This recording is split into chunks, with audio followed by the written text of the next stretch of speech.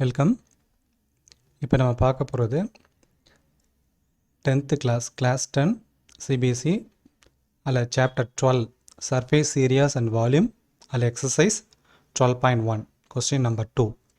The question is, the vessel is in the form of a hollow hemisphere mounted by a hollow cylinder. இது hemisphere mounted by a hollow cylinder. The diameter of the hemisphere is 14 and the total height of the vessel is 13 centimeter. இப்போ நம்மளுக்கு ரெண்டு value கொடுத்துருக்காங்க. அதுலேருந்து இந்த 6 centimetre நம்ம கண்டுபிடிச்சிருக்கோம்.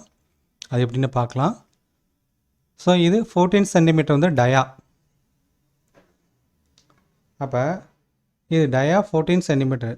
T is equal to 14. அப்போ R is equal to D by 2 is equal to 7 centimetre. இப்போ R 7 சென்டிமீட்டர் எங்கே வரும்? இது 7 சென்டிமீட்டர், இது 7 சென்டிமீட்டர்.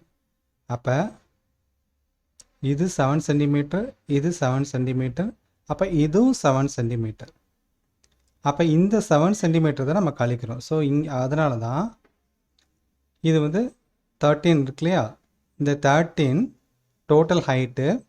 ஸோ இந்த ஹைட் 6 சென்டிமீட்டர் வேணும் அப்படின்னா இதுலேருந்து இந்த போர்ஷனை நம்ம கழிக்கிறோம். அப்போ H is equal to 13 minus 7. அப்போ 6 சென்டிமீட்டர். அதுதான் இது. ஸோ ஒன்றா பார்க்கலாம்.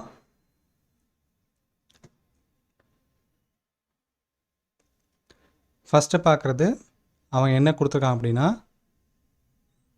தி டயாமீட்டர்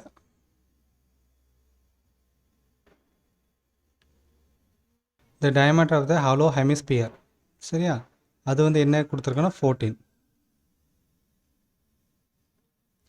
அப்போ நம்ம என்ன எடுத்துக்கணும்? D equal to 14 centimetre. அப்போ R கண்டுபிடிக்கணும் அப்படின்னா D by 2 is equal to 7 centimetre. இது கண்டுபிடிச்சாச்சு. அப்புறம் height of the total height of the vessel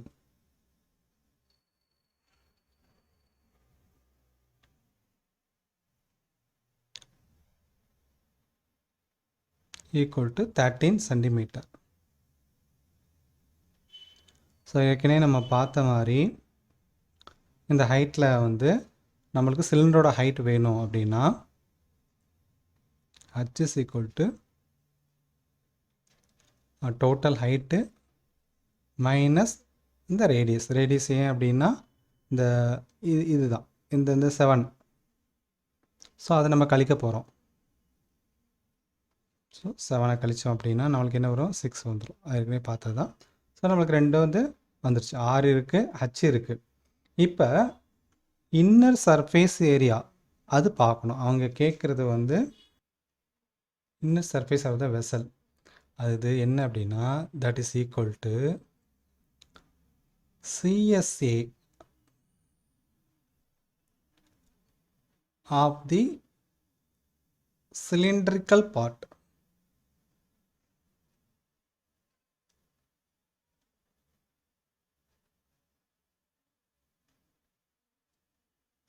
plus CSA of hemisphere.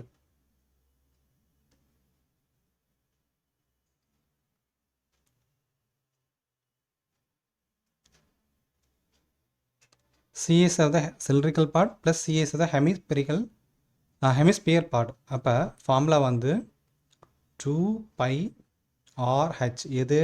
Cylinder part. ஹெமிஸ்பியருக்கு வந்து 2 pi R ஸ்கொயர்.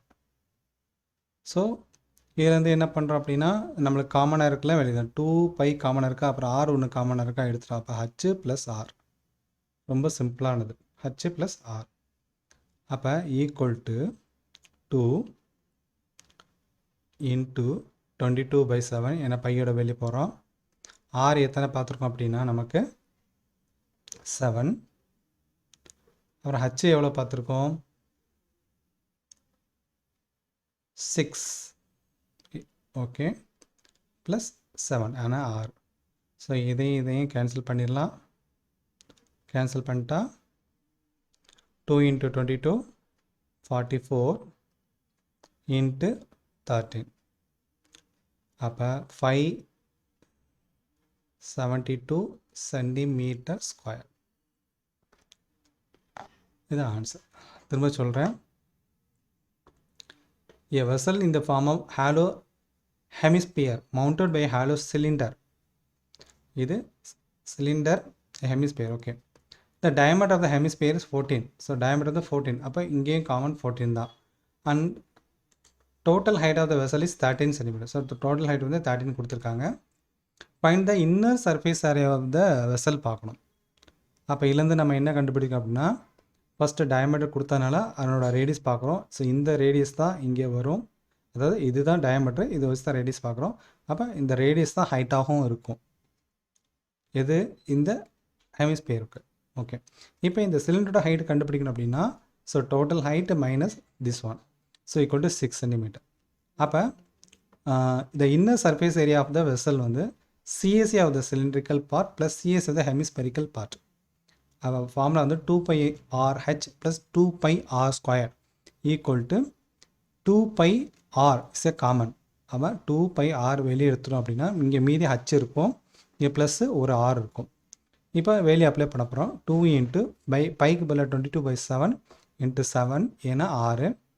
அப்புறம் ப்ராக்கெட்டில் h வந்து 6 ப்ளஸ் r வந்து 7. அப்போ இந்த 7 இந்த 7 கேன்சல் ஆயிரும். 2 into 22 44 into 13. So 572 centimeters square. Thank you.